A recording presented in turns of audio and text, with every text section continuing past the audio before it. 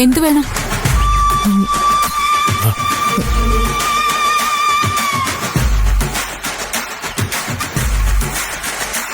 ജയശങ്കർ സാറിനൊന്ന് കാണണം.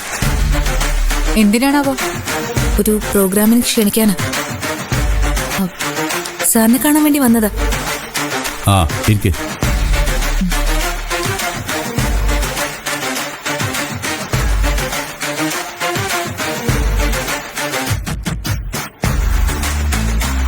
സർ, ഞങ്ങൾ പുതിയ ഓഫീസ് ഇടുക.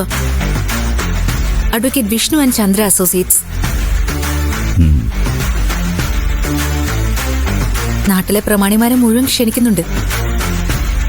സാറും വരണം, അനുഗ്രഹിക്കണം. ഞാനിപ്പോ അത്ര വലിയ പ്രമാണിയൊന്നും അല്ലല്ലോ. ഞങ്ങൾക്കാണ് സർ. നോക്കട്ടെ, വരാൻ പറ്റിയാ ഞാൻ വരാം. ഇയാളാണോ വിഷ്ണു? അതെ സർ. വേറൊരു ഡിഗ്രി മാത്രമേ ഉള്ളോ അതോ LLM കൂടെ ഉണ്ടോ?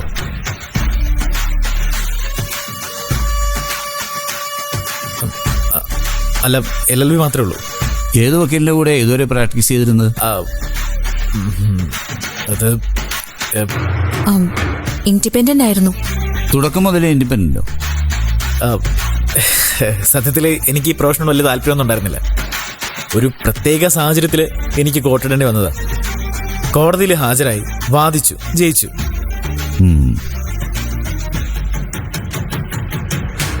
അപ്പോൾ ഒരു ചെറിയൊരു ആത്മവിശ്വാസം കിട്ടി.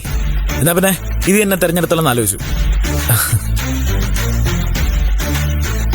അപ്പോഴാ ഒരു ഓഫീസറിനെ കുറിച്ച് ചന്ദ്ര പറയുന്നേ. ആവാന്ന് ഞാനങ്ങ് തീരുമാനിച്ചു.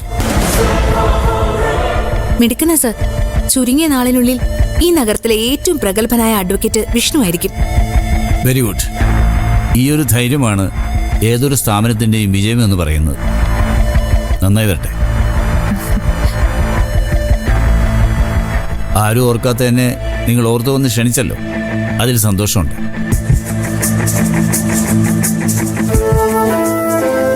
എൻ്റെ എല്ലാവിധ പ്രാർത്ഥനകളും നിങ്ങൾക്കിപ്പോൾ ഉണ്ടായിരിക്കും. പ്രാർത്ഥനകൾ മാത്രം പോരാ, കേസുകൾ വല്ലതും ഉണ്ടെങ്കിൽ അതും കൂടി തരണം. അതൊക്കെ സിദ്ധാർത്ഥ വക്കീലിനാ കൊടുക്കാറ്.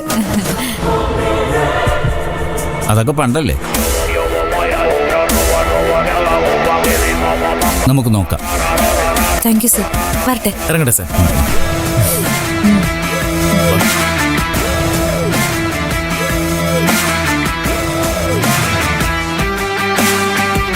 ഞാൻ പറഞ്ഞില്ലേ, ചെന്ന് കണ്ട ഗുണം ഉണ്ടാവുമെന്ന്.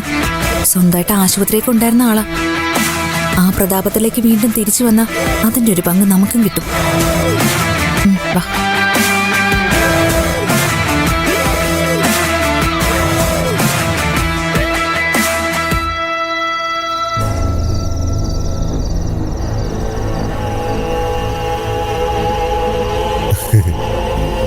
നാളെയാ ചന്ദ്രയുടെ ഓഫീസ് ഉദ്ഘാടനം. പോകുന്നുണ്ടോ? ഇല്ല. ഓ, ക്ഷണമില്ലല്ലേ? എന്തിനാ ക്ഷണം? ഒരു നല്ല കാര്യം നടക്കുന്നിടത്ത് ക്ഷണമില്ലെങ്കിലും പോവാല്ലോ. നീ പോണ്ട. നീ പോയാ ശരിയാവില്ല. അയ്യോ, അല്ലെങ്കിൽ ആര് പോകുന്നു? ക്ഷണിച്ചാൽ പോലും ഞാൻ പോകുന്നില്ല. അതോർത്താരും പേടിക്കണ്ട. എനിക്ക് പോണമെന്നുണ്ട്. പോണം, അതിനെന്താ തടസ്സം? മനോഹരേട്ടൻ ഇങ്ങനെ കിടക്കുമ്പോ ഞാൻ എങ്ങനെയാ? അച്ഛനെ കുറിച്ച് ഓർത്തൊന്നും അമ്മ വിഷമിക്കണ്ട. അച്ഛനല്ലേ, ഞാൻ നോക്കിക്കോളാം. വേറൊന്നും കൊണ്ടല്ല, ശരത്തിനൊരു ആവശ്യം വന്നപ്പോ സഹായിക്കാൻ അവളെ ഉണ്ടായിരുന്നുള്ളൂ.